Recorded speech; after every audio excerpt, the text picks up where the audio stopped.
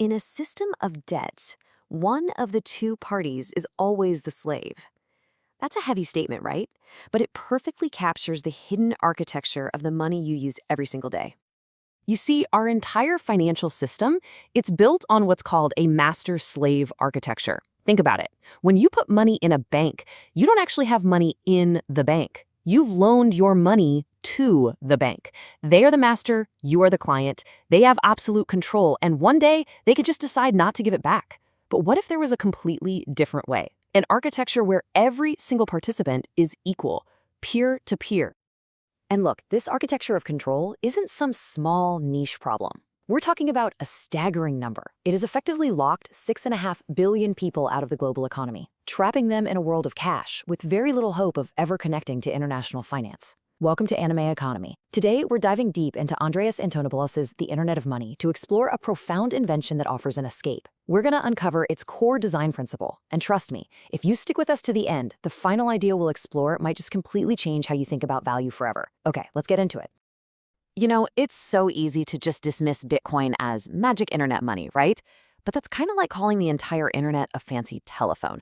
Bitcoin is a serious technological breakthrough.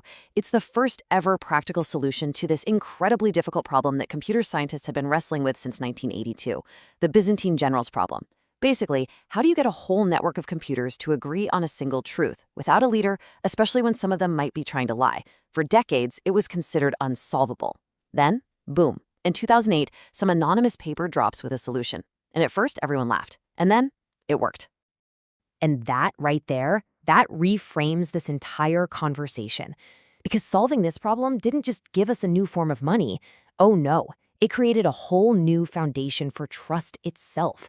A network that can agree on who owns what without needing a bank or a government or anyone in the middle. Money, that's just the first, most obvious thing you can build on top of it. It's the killer app for sure, but it is so not the whole story. And here's the thing, this is the point of no return. This idea, this technology, it's out in the world now. The cat is out of the bag. You cannot turn this omelet back into eggs. Just like the printing press or the internet, it creates possibilities for decentralized organization on a scale we've never seen before on this planet. It represents a fundamental shift in power, period. So, to really get why this is such a revolution, you've got to understand a core design principle. See, when you're building a network, you basically have two choices. You can build a smart network for dumb devices. Think about the old telephone system. The phone on your wall was incredibly simple. All the intelligence, the caller ID, the call waiting, was in the network itself, controlled by one central company. Or you can do the complete opposite. You can build a dumb network for smart devices. And that, my friends, is the internet.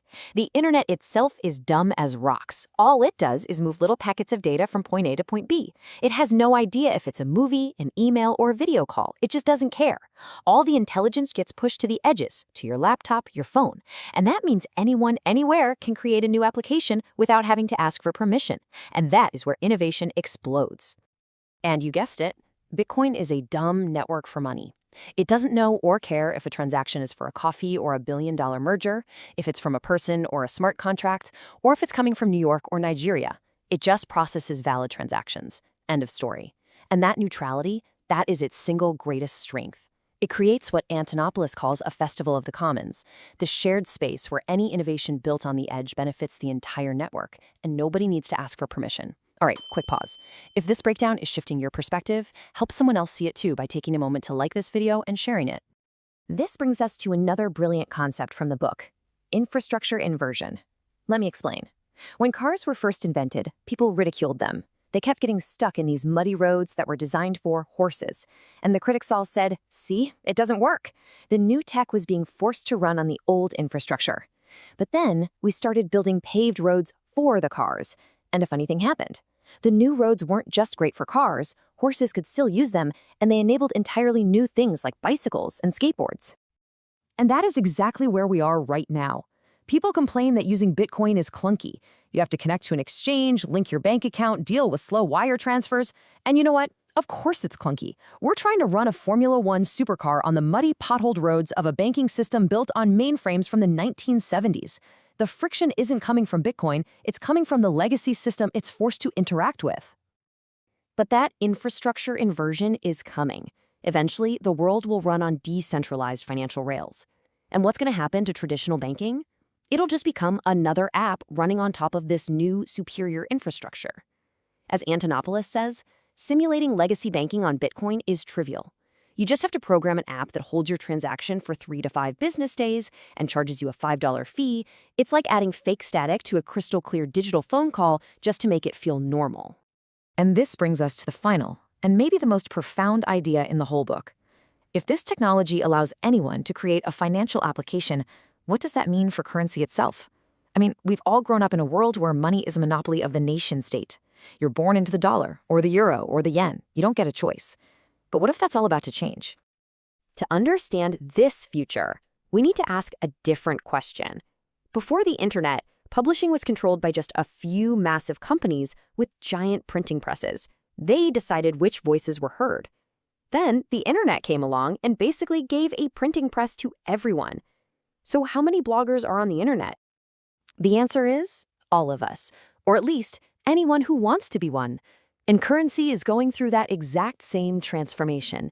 It's evolving from a top-down tool of control into a bottom-up means of personal expression.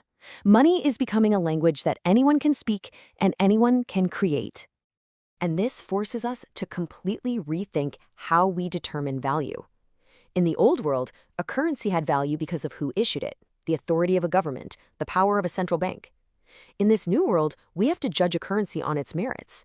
How many people use it? What do they use it for? What unique properties does it have? Authority shifts from the issuer to the user. And that is how we break the master-slave relationship. We go from being subjects of a currency to being its active participants. We're not going to have just one currency. We're going to have millions. Currencies for local communities, for online games, for artists and their fans. And we'll navigate this world with unified wallets that just seamlessly convert between them behind the scenes. Just like your phone switches between text, audio, and video, your wallet will pick the right money for the right job, whether you're buying a house with Bitcoin or tipping a creator with Dogecoin. In this future, value itself becomes a new form of language. And all of this leads us to one final, unavoidable question. If currency is no longer a monopoly, if it becomes a tool for anyone, anywhere, to create and express value, what does that mean for the power of a nation-state built on controlling it? Really think about that, and please share your thoughts in the comments below. Thank you for joining us on this deep dive. If you stayed until the end, it means you're not just curious, but committed to understanding how the world really works. That discipline alone separates you from the majority. Make sure you subscribe to Animeconomy. Here, we turn economics, politics, and power dynamics into clear visual stories so you can understand the systems that shape our world. And to explore these ideas even further, you can find a link to purchase the book in the description. Goodbye, and see you in the next video.